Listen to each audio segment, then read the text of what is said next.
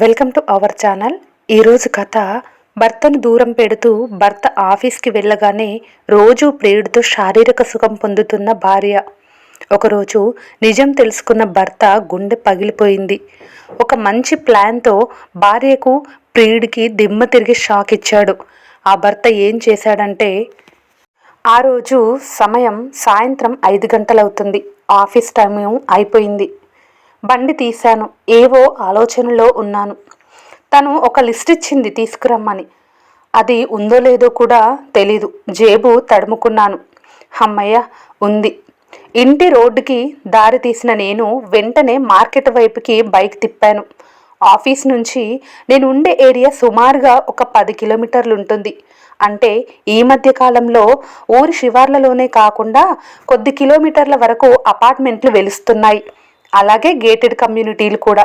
అటువంటి ఒక కమ్యూనిటీలో గత 3 ఏళ్లుగా ఉద్యోగం చేస్తూ కూడబెట్టిన సొమ్మునంతా, అలాగే బ్యాంకులో కొద్ది వరకు లోన్ తీసుకొని డబుల్ బెడ్రూమ్ ఇల్లు తీసుకున్నాను. మరీ పెద్దదిగా ఉండదు. నాకు పెళ్ళై 4 నెలలైంది. తన పేరు జ్యోతి. తను బీటెక్ చేసింది, కానీ ఏం జాబ్ చేయట్లేదు. మాది పెద్దలు కుదిర్చిన పెళ్ళి. చూడగానే తను నాకు బాగా నచ్చింది. అంతా సవ్యంగా జరిగింది. ముహూర్తాలు పెట్టాకే మా ఇల్లు రిజిస్ట్రేషన్ చేయించాను. పెళ్ళయ్యాక అందులో తొలిసారిగా అడుగుపెట్టాము. నా కల అది. జ్యోతి రాకతో నిజంగా మారింది. జ్యోతి చాలా అందంగా ఉంటుంది.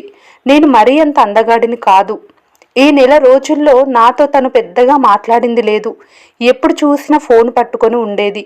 సరే, నాతో అడ్జస్ట్ అవ్వడానికి టైం పడుతుంది కదా అనుకున్నాను. ఎప్పుడూ తను ముభావంగా ఉన్నా నేనే పలకరించి మాటలు కలిపేవాణ్ణి. వంట చేసి తను బాక్స్ పెట్టేది. 16వ రోజు వాళ్ళ ఇంటికి వెళ్ళొచ్చాక తనకి బోర్ కొడుతుందేమో అని టీవీ కొన్నాను.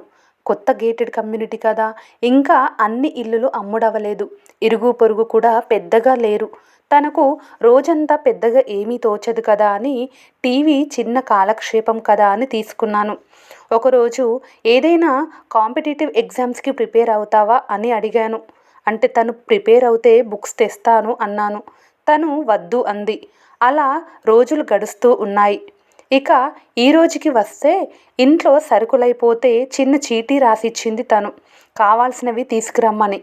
అందుకే నా పయనం మార్కెట్కి వెళ్ళే దారిలో ఒక సినిమా థియేటర్ ఉంది, వైజయంతి అని. అప్పుడే సినిమా వదిలినట్టున్నారు. జనం గుంపులు గుంపులుగా బయటకి నడుస్తున్నారు. అలానే బైకులు, కార్ల వాళ్ళు కూడా నిదానంగా చూసుకుంటూ థియేటర్ గేట్ దాటి మెయిన్ రోడ్కి వస్తున్నారు ఇంటికి వెళ్ళడానికి. నేను కూడా బండిని స్లో చేశాను, చాలా రష్గా ఉందని. అప్రయత్నంగానే నా చూపులు అక్కడి ఒక బైక్ వైపుకి మళ్ళాయి. అది చూడగానే నా గుండె ఒక్కసారిగా ఆగినట్టు, కళ్ళు గిర్రున తిరిగినట్టు, ఇది నేను చూసింది అబద్ధమైతే బాగుండు అనిపించింది. మళ్ళీ తమాయించుకొని చూశాను. నేను చూసిన ఆ దృశ్యం నిజమే. అక్కడ ఒక బైక్ మీద ఒక అబ్బాయి కూర్చుని ఉంటే తన వెనుక 2 వైపులా కాళ్ళు పెట్టుకుని కూర్చున్న జ్యోతి, నా భార్య జ్యోతి. వాళ్ళు ఏదో మాట్లాడుకుంటూ నవ్వుకుంటున్నారు. ఆ జనంలో వాళ్ళు నన్ను గమనించలేదు. నేను వెంటనే బండి వెనక్కి తిప్పి కొద్దిగా ముందుకు వెళ్ళి ఎడమవైపుకి తిరిగి వాళ్ళను దూరం నుంచి చూస్తూ ఉన్నాను. తన చేతులతో అతన్ని పట్టుకొని వీపుకు ఆనుకొని కూర్చొని ఉంది. నాకు అప్రయత్నంగా కళ్ళల్లో నీళ్ళు వచ్చేశాయి. వాళ్ళు ఆ రోడ్ నుంచి కుడివైపుకి తిరిగారు. నేను నా జేబులో ఉన్న కర్చీఫ్ తీసి ముఖానికి కట్టుకున్నాను. దూరంగా వాళ్ళను అనుసరించాను. అంటే తను ముభావంగా ఉండటానికి కారణం ఇదా? అంటే నన్ను ఇష్టం లేకుండా పెళ్లి చేసుకుందా? అసలు ఇలా చేయడం ఏంటి? పెళ్లికి ఒప్పుకున్నాక గతాన్ని వదిలేయాలి కదా.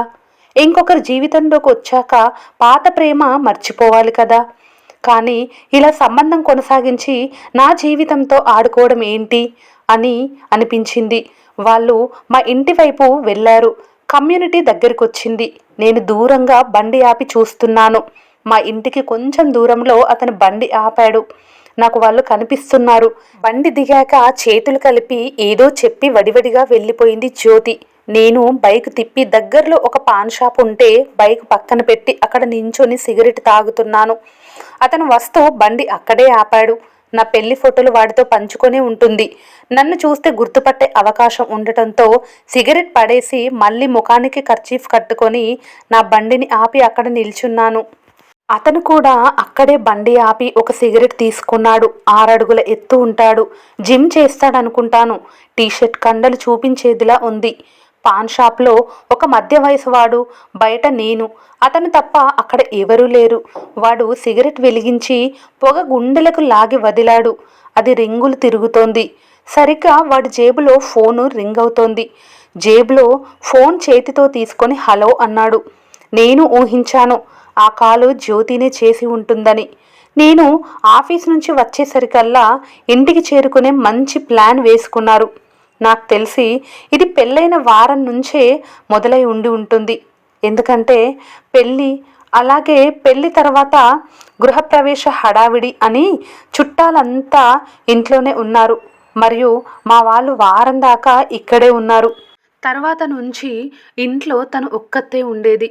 నేను ఉదయం 10కి ఆఫీస్కి వెళ్తే సాయంత్రానికి కానీ రాను. ఇంతకన్నా మంచి సమయం ఎక్కడ దొరుకుతుంది వాళ్ళకి? పైగా టౌన్కి దూరంలోనే ఉంది కమ్యూనిటీ. పెద్దగా జనం కూడా ఉండరు. రోజంతా వాళ్ళు ఏకాంతంగా గడపొచ్చు. ఇవన్నీ తలుచుకుంటే నాకు నా మొదటి రాత్రి గుర్తొచ్చింది.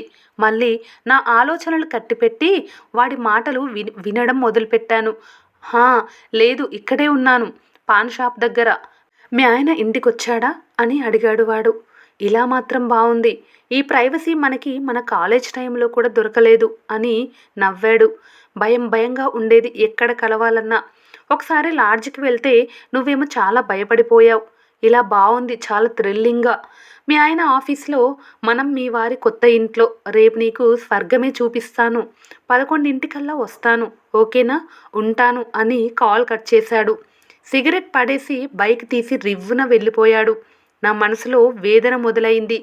కాళ్ళలో వణుకు పుడుతోంది. నా వెనుక ఇంత జరుగుతోందా? ఎంత మోసం అని నా ఆలోచనలు మళ్ళీ వెనక్కి మళ్ళాయి. ఆ రోజున మొదటి రాత్రి ఏర్పాటు చేశారు. పెళ్ళికి ముందు దాకా తన నెంబర్ కూడా నా దగ్గర లేదు. తనతో పెద్దగా మాట్లాడింది కూడా లేదు. నేను అప్పటికి పెళ్లి చూపుల్లో తనని అడిగాను, నేను మరీ అందంగా ఉండను కనుక తనకు ఇష్టమేనా అని. నాకు మా ఇంట్లో అందరికీ ఇష్టమే అని చెప్పింది. మొదటి రాత్రి తనది మహానటి నటన అని ఇప్పుడే నాకు తెలుస్తోంది. శోభనం గదిలోకి వెళ్ళాక తనతో కాసేపు మాట్లాడి తనని పట్టుకోబోతుంటే, వద్దు ప్లీజ్, కొంతకాలం ఆగి అర్థం చేసుకున్నాక అప్పుడు కలుద్దాం అనంది. రబ్నే బనాది జోడి సినిమాలో షారుఖ్లా నేను తనను నిదానంగా మార్చుకొని నన్ను ప్రేమించేలా అలవాటు చేసుకుంటానని అనుకున్నాను. 30 రోజులు దాటినా కూడా తనను ముట్టలేదు. తను నా భార్య కాబట్టి అది తనకు నేను ఇవ్వాల్సిన గౌరవం అని అనుకున్నాను, ఇచ్చాను కూడా. కానీ తను ఇలా ఇంకొకరితో పక్క పంచుకుంటూ నన్నొక బకరలా చూస్తోందని ఊహించలేకపోయాను. మనసులో వెంటనే ఒక ఆలోచన వచ్చింది. అది అమలుపరచాను. మళ్ళీ నేను వెనక్కి మార్కెట్కి వెళ్ళి చీటీలో ఉన్న వాటి ప్రకారం అన్ని సరుకులు తీసుకుని వచ్చి బండి ఇంటి ఆవరణలో పెట్టి లోపలికి అడుగుపెట్టాను. తలుపు తీసే ఉంది. తను హాల్లో కూర్చొని ఉంది. నేను వెళ్ళాక నన్ను చూసి లేచి నా చేతిలో ఉన్న సంచిని తీసుకుంది. నీళ్లు తీసుకొచ్చి ఇవ్వనా, తాగుతారా అని అడిగింది. నేను ఏం కలిపి తెస్తావు అని మనసులో అనుకొని బయటికి వద్దులే అన్నాను. ఈ మధ్య పేపర్లో ఎటు చూసినా ఇవే వార్తలు. టీవీ ఆన్ చేస్తే ఏదో ఒక స్పెషల్ స్టోరీ వస్తోంది. ప్రియుని కలుస్తా అని భర్తకి చెప్పి వెళ్ళిన భార్య, తట్టుకోలేక వాళ్ళిద్దరినీ హత్య చేసిన భర్త ఉండగానే 2 ప్రియులతో వ్యవహారం నడిపి ఒక ప్రియుడితో ఇంకో ప్రియుణ్ణి చంపించిన వివాహిత వైనం, భర్తని చంపి అతని స్థానంలో ప్రియుణ్ణి ప్లాస్టిక్ సర్జరీ చేయించి మొగుడిగా పరిచయం చేసిన మరో వనిత అని ఇలా అన్ని వరుసగా చదువుతూ, ఎందుకిలా మహిళలు తమ జీవితాన్ని, కాపురాల్ని నాశనం చేసుకుంటున్నారు, ఎటుపోతోంది మన సమాజం అంటూ న్యూస్ యాంకర్ గట్టిగా మాట్లాడుతోంది. నేను ఎన్ని రోజులు ఈ వార్తలు చూసి, ఇదేంట్రా ఇలా చేస్తున్నారు వీళ్ళు, శృంగార సుఖం కోసం ఇంతలా దిగజారుతూ హత్యలు చేసి పిల్లల్ని అనాథలు చేసి ఏం సాధిస్తున్నారు చివరికి అనుకునేవాణ్ణి. తిరిగి కథ అడ్డం తిరిగి నా ఇంట్లో ఇంకో న్యూస్ తయారయ్యేలా ఉంది అనిపించింది. నాకు నవ్వాలో ఏడవాలో కూడా తెలియని పరిస్థితిలో ఉన్నాను. బెడ్రూమ్లో టవల్ కోసం వెళ్ళి బెడ్ వంక చూశాను. సర్దేసి ఉంది నీట్గా. లక్షలు పెట్టి ఇల్లు కొన్నాను, కుటుంబంతో సంతోషంగా ఉందామని. నా డబ్బుతో నేను కొన్న బెడ్ మీద వేరెవరో కాపురం చేస్తున్నారు. దేనికైనా రాసిపెట్టి ఉండాలి అనుకొని స్నానం చేసి వచ్చి కూర్చున్నాను. 8 గంటలు దాటింది అప్పటికి. తనొచ్చి నీకు అన్నం పెట్టనా అని అడిగింది. ఆకలి లేదని చెప్పాను. ఏమో, చంపే ప్లాన్ ఏమైనా చేసి ఉండొచ్చేమో అనే అనుమానం బలపడింది నాకు. ఆ న్యూస్ ఎఫెక్ట్ కావచ్చు. తను ఫోన్ చూస్తూ కూర్చుంది. నేను వెళ్ళి రోజు పడుకునే బెడ్రూమ్లో కాక వేరే దాంట్లో పడుకున్నాను. లోపల గడియ కూడా పెట్టుకున్నాను. నిద్ర అస్సలు పట్టట్లేదు. బయట ఏవో గుసగుస మాటలు వినిపిస్తున్నాయి. ఫోన్లో అని తెలుస్తోంది. ఆఖరికి చాలాసేపు అయ్యాక నిద్ర పట్టింది. ఉదయం త్వరగా లేచి రెడీ అయ్యి బాక్స్ వద్దని చెప్పి 9 గంటల్లోపే బయటికి బయలుదేరాను. తను చూసి, ఏంటి రాత్రి తినలేదు, ఇప్పుడు బాక్స్ కూడా వద్దంటున్నారు, ఏమైంది అని అడిగింది. నేను వచ్చిరాని నవ్వుతో, అదేం లేదు, మా ఆఫీస్లో కొలీగ్ పుట్టినరోజు, లంచ్ ఈరోజు అక్కడే, అందుకే అని బయలుదేరాను. బండి తీసి బస్టాండ్ దగ్గరలోకి వచ్చేసి నిన్న నా మనసులో వచ్చిన ఆలోచన కార్యరూపం దాల్చే ఆ సమయం కోసం ఎదురు చూస్తూ ఉన్నాను. కొద్ది నిమిషాల్లో నా ముందుకి మా అమ్మ నాన్న, జ్యోతి వాళ్ళ అన్నయ్య మరియు అమ్మ నాన్నలు అంటే మా అత్తమామలు వచ్చి నించున్నారు. కొత్త అల్లుడు, అలాగే బావ ఎందుకింత అర్జెంటుగా ఇదే సమయానికి పిలిచాడో వాళ్ళకి అర్థం కాలేదు. మా అమ్మ నాన్న కూడా ఆశ్చర్యంగా ఏంటా అన్నట్టు నా మొహం చూస్తున్నారు. నేనేమీ మాట్లాడలేదు. మీకే తెలుస్తుంది, కొద్దిసేపు ఆగండి అన్నాను. వాళ్ళు నన్ను ఇంటికి వెళ్దాం, ఇక్కడెక్కడో నుంచోబెట్టావేంటి అని అడుగుతున్నారు. మా మామయ్య, అత్తయ్య ఏమైంది బాబు, జ్యోతితో ఏదన్నా గొడవ అయిందా అని అంటున్నారు. నేను అన్నీ వింటూ సమాధానం చెప్పకుండా మౌనంగా ఉన్నాను. టైం చూశాను, 11 గంటలు దాటింది. నా బండి బస్టాండ్ దగ్గర పార్కింగ్లో పెట్టి ఒక ఆటో మాట్లాడాను. అందరం ఎక్కి ఇంటికి చేరాము. ఇంటి ఎదురుగా ఒక బండి ఉంది. ఎవరిది బావా ఆ బండి అని అడిగాడు జ్యోతి వాళ్ళ అన్నయ్య. చెప్తాను, దిగండి అన్నాను. ఆటో దిగాక ఆటో వాడికి డబ్బులిచ్చి పంపేసి ఇంటి గేటు తీసి అందరం లోపల అడుగుపెట్టాం. మెయిన్ డోరు వేసేసి ఉంది. ఇంటి చుట్టూ ప్రహారీ ఉంది. పారిపోయే మార్గం కూడా వేరే లేదు అనుకున్నాను మనసులో. డోర్ బెల్ మోగించాము. కొంచెం సమయం గడిచాక తలుపు తెరుచుకుంది. ఎదురుగా జ్యోతి. వాళ్ళందరితో పాటు నన్ను చూసి తనకు మతి చెడినట్టుగా అయింది. చాలా కంగారుగా ఉంది. వాళ్ళమ్మ జ్యోతితో, ఆ బట్టలేంటే అంది. కంగారులో జ్యోతి నలిగిన నైటీలోనే వచ్చేసింది. నాకు పరిస్థితి అర్థమైంది, లోపల ఏం జరుగుతుందో అని. నాకు చాలా వెగటు, అసహ్యం కలిగాయి. అందరం ఇంట్లోకి అడుగు పెట్టాక నేను వాళ్ళంతా కూర్చున్నాము. జ్యోతిని చూస్తూ, జ్యోతి, ఇక పిలువు అతన్ని అని అన్నాను. కాదు కాదు కాదు నా బెడ్రూమ్ నుంచి అన్నాను. నా మాటల్లో గాంభీర్యం ఉంది. అందరూ ఒక్కసారిగా నన్ను చూశారు.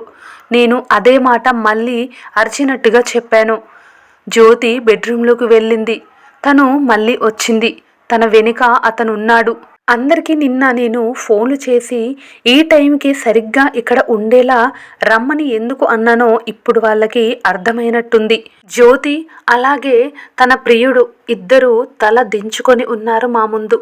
నేను లేచి వాళ్ళని చూస్తూ మళ్ళీ కూర్చున్నా. వాళ్ళ వైపు తిరిగి, అమ్మ, నాన్న, అత్తయ్య, మామయ్య గారు, నాకు మీరు పెళ్ళి మాత్రం చేశారు. రోజు శోభనం వీళ్ళిద్దరికీ జరుగుతోంది. అది కూడా నేను ఎంతో కష్టపడి కట్టుకున్న నా ఇంట్లో, నా బెడ్ మీద. గత 20 రోజుల నుంచి పైనుంచే సాగుతోంది. అంటే ఇది ఇప్పటి కథ కాదు అని మీకు అర్థమై ఉండొచ్చు. తొలి రాత్రి ముట్టుకోనివ్వని భార్యకి గౌరవం ఇచ్చి ఒకరినొకరు అర్థం చేసుకున్న రోజే కలుద్దాం అని విలువ ఇచ్చినందుకు, అలానే కష్టపడి సంపాదించి పెళ్లికి ముందే ఇల్లు కొని వచ్చే భార్యతో కొత్త గృహప్రవేశం చేసి జీవితాన్ని పిల్లాపాపలతో రంగులమయంగా ఊహించుకున్న నాకు దొరికిన భార్య తనే అని వేలు జ్యోతి వైపుకి చూపించాను. నిన్ననే దేవుడి దయ వల్ల ఈ వ్యవహారం నాకు తెలిసింది. తనను కొట్టి లేదా అతన్ని ఏదో చేసి రోడ్డు మీద పడాలని నాకు లేదు. అందుకే మిమ్మల్ని పిలిచాను. ఇక మీరే నిర్ణయించండి అని ఒక పక్క నిల్చొని ఉన్నాను. వాళ్ళంతా మాట్లాడుకుంటున్నారు. జ్యోతి వాళ్ళ అన్నయ్య తన చెంప మీద 2 దెబ్బలేశాడు. వెనుక నుంచొని ఉన్న అతని మీదకు కోపంలో ఎగబడ్డాడు. అందరూ అతన్ని ఆపారు. నాకు తెలుసు మా బంధం ఇక్కడితో తెగిపోయిందని. నేను నా పెళ్ళిని, జ్యోతిని నా మెదడులో నుంచి చెరిపేసుకుంటున్నాను. తాళిబంధం చట్టం చేతిలో పెట్టి కొన్నాళ్ళు ప్రశాంతంగా ఉందామనే ఆలోచనలు నా మెదడుని ఆక్రమించాయి. చాలామంది భార్యలు ఈ రోజుల్లో తమ భర్తలను మోసం చేస్తూ వాళ్ళ జీవితాలను నాశనం చేసుకుంటున్నారు. అలాగే ఎన్నో ఆశలతో పెళ్లి చేసుకున్న భర్త జీవితాన్ని